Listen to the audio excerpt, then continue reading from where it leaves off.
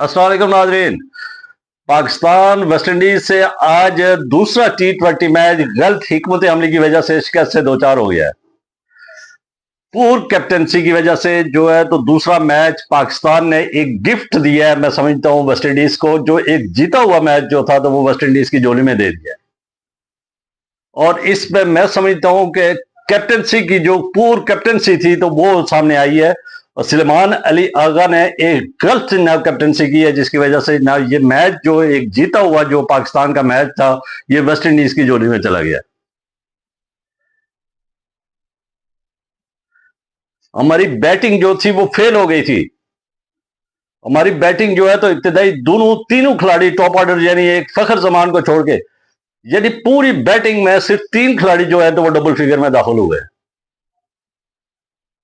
मोहम्मद आरिस को पहले ओपन, फिर वन डाउन, फिर 8 नंबर पे, अब 4th पोजीशन पे ले गए थे। मोहम्मद आरिस जो है तो वो मैं समझता हूं कि वो फेल है, वो कारकर्दगी नहीं दिखा रहा। मोहम्मद आरिस को इस 4, 6 और 10 और 20 रन के ऊपर आप नहीं अब इस तरह कैरी कर सकते। मोहम्मद आरिस का जो है तो इसका लास्ट 8 वनडे ट्रैकिंग रिकॉर्ड, यानी बांग्लादेश के अगेंस्ट होम सीरीज में पहला 31 रन, दूसरे पे 41 और तीसरे पे 107। फिर बांग्लादेश के दौरे पे 4 रन, 0 रन और 5 रन। और अब वेस्ट इंडीज के दौरे पे 6 रन और 4 रन।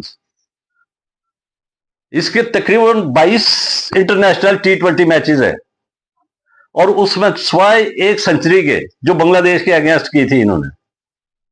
कोई खास कारकर्दगी नहीं है, एक 50 नहीं है इसके अंदर इसकी मैच में, यानी एक छक्का और एक चौका लगा दे तो बस जी मोहम्मद आरिस बड़ा ना टैलेंटेड खिलाड़ी है। ठीक है, हम मानते हैं कि वो टैलेंटेड है, लेकिन इसको अभी मजीद ग्रूम होने की जरूरत है।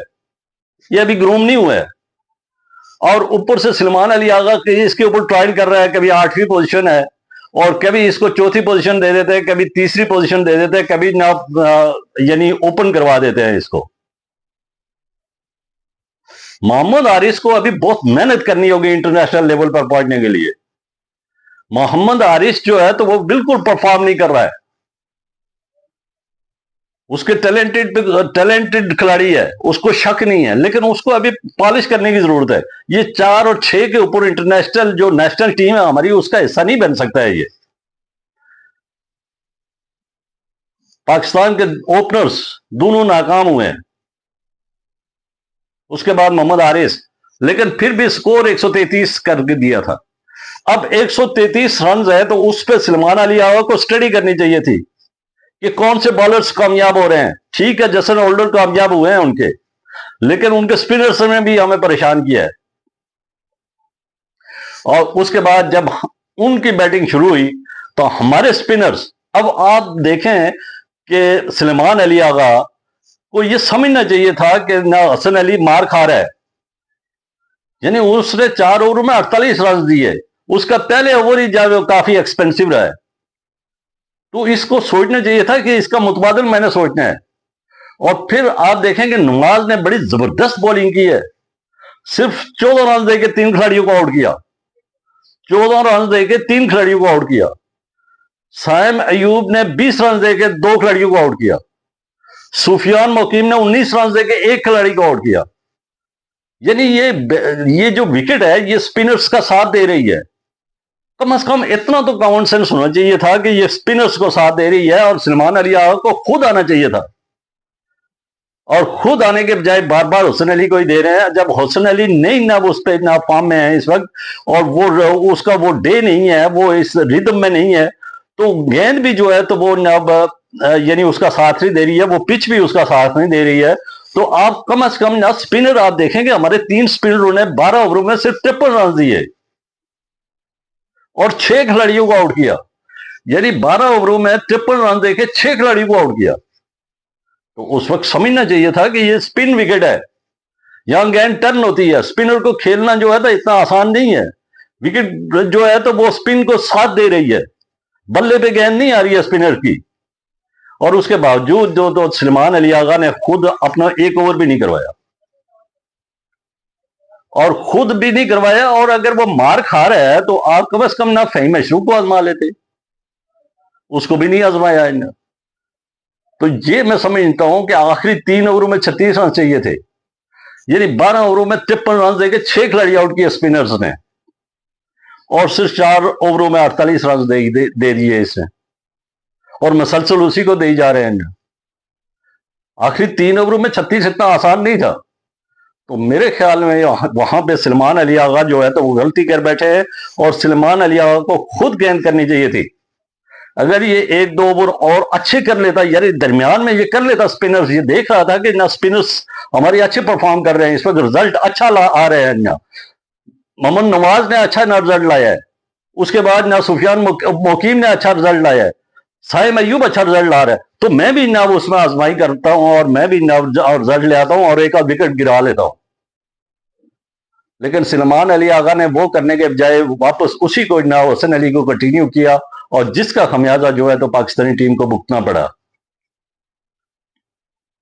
तो ये ना जो कैप्टनी 133 रन का जो बिल्कुल ऐसा लग रहा था कि हम डिफेंड कर लेंगे और पाकिस्तान ये मैच जीत जाएगा। चलो बॉलिंग में बैटिंग में हम फेल हो गए हैं, लेकिन बॉलिंग तो हमारी ठीक जा रही थी, सिवाय हसन अली के। उसके बाद शाहीन आफरीदी जो है तो उसका आखिरी ओवर ठीक था, लेकिन मैं समझता हूं कि शाहीन आफरीदी ने भी उस तरह गेंद नहीं करवाई है जो एक बड़ा बॉलर होता है, तो उस तरह उसकी गेंद नहीं हुई है। उसको भी आखिरी जो सेकंड लास्ट ओवर उसका था तो उसमें उसको पिटाई हुई है, और लास्ट ओवर पे भी उसको 9 रन पड़ चुके थे, लेकिन लास्ट ओवर थोड़ा सा ठीक किया था, लेकिन जो सेकंड लास्ट था तो वो उसका भी कॉस्टली रहा है, उसमें 12 रन दिए उसने। और हसन अली ने जो है तो 19वें ओवर जो था तो उसने 16 रन दिए। अब आप देखें कि अब स्पिनर्स की हमारे ना पूरी तरह ना डोमिनेट किया हुआ था उन्होंने वेस्ट इंडीज के बैट्समैनों को, और स्पिनर्स का ना हमारे पास सलमान अली आगा की सूरत में एक बेहतरीन स्पिनर मौजूद था, लेकिन वो खुद या तो मैं समझता हूं कि वो दबाव का शिकार थे, या बुजदिल थे, या फिर क्या बात थी कि ना उसने कहा कि कहीं मैं चला जाऊं तो मुझे ना पिटाई ना हो जाए। दिलेर बनना चाहिए यहाँ पे, मैच दिलेरी के साथ, एग्रेशन क्रिकेट, आखिरी गेंद तक क्रिकेट उसको कहते हैं। उस खौफ को निकालना पड़ता है और फाइट करनी पड़ती है, उस फाइट में खुद फेस करना पड़ता है। बेशक मार पड़ जाती, मैच हाथ से चल जाता, मैच तो पहले ही चला गया है, लेकिन आपको खुद सलमान अली को आना चाहिए था वहां पे, और अपने आप को जो है तो वहां पे आजमाना चाहिए था। और मैं समझता हूं कि अगर सलमान अली आगा वहां पे दरमियान में विकेट 1 आध ओवर या 2 ओवर वो कर लेते तो ये मैच जो था ये पाकिस्तान की टीम का था, लेकिन हमारी गलत हिकमत अमली की वजह से ये मैच जो है तो वो वेस्ट इंडीज ले गया। और इस मैच हमें इन चीजों को देखना होगा कि आइंदा एशिया कप है, फिर वर्ल्ड कप आ रहा है, तो ये 4-4 6-6 रन वाले नहीं है ना, हमें पूरी एक इनिंग्स खेलने वाले, मुश्किल हालात से निकालने वाले बैट्समैन चाहिए। अब कब तक आप मोहम्मद हारिस को साथ लेके फिरते रहेंगे? वेस्ट इंडीज न्यूजीलैंड के दौरे पे वो नाकाम रहा है, पाकिस्तान में एक बांग्लादेश की सीरीज थी जिसमें 31, 41 और 107 रन किए, बांग्लादेश के दौरे पे वो नाकाम रहा है, अब वो वेस्ट इंडीज के दौरे पे भी वो नाकाम हो रहा है। तो कब तक इसको डिपेंड करेंगे और कब तक इसको डिफेंड करेंगे? तो ये एक सोचने का मुकाम है। उम्मीद है कि नेक्स्ट मैच जो है तो उसमें आप एक बैठ के हिकमत अमली के साथ और ना एग्रेशन क्रिकेट दिलेरी के साथ ना आप खेलेंगे। दिलेरी के साथ जब आप खेलेंगे तो मैच हार भी जाए तो कोई मसला नहीं है, कोई अफसोस नहीं होता है, लेकिन ये मैच हमारा जीता हुआ था, इसमें सलमान अली आगा ने खुद को अपने आप को आजमाना चाहिए था, जो नहीं आजमाया, जिसका हमें अफसोस है।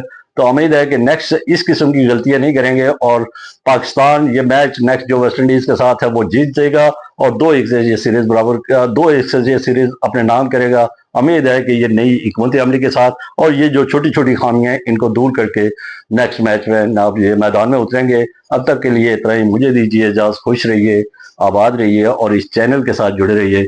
इसका मकसद है सब्सक्राइब करें, बेल आइकॉन को क्लिक करें ताकि जो भी नई वीडियो है बर वक्त आप तक पहुंचे। अल्लाह हाफिज, शुक्रिया।